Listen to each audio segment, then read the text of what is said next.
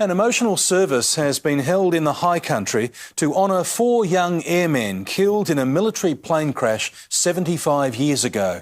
A long-forgotten memorial was discovered on Mt Torbreck near Eildon and restored by complete strangers.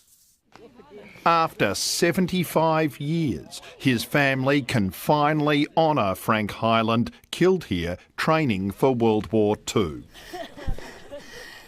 So may your soul rest in peace on this beautiful mountain, and I will love you always and remember you always. Lorraine was 6 months old when her dad and 3 others died in this Avro Anson, which slammed into Mt Torbreck. I often thought it was a forgotten story. In 2013, these bushwalkers stumbled onto an overgrown, neglected memorial to the lost men.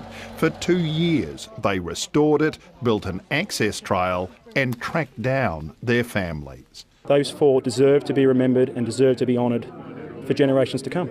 Oh, look at it. At the new memorial's opening, Lorraine felt so close to her dad. You could feel him around you. I could anyhow. Also here, Diana Davidson, the niece of pilot Tony Daniel. We can come up here proudly now and say, this was our uncle.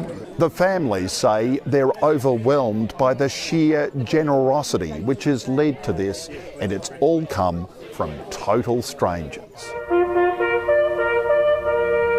Those men gave their lives just as much as any other did on a battlefield. You're an amazing young man. Now everyone will know that it was here and he did sacrifice his life. Nick McCallum, 7 News.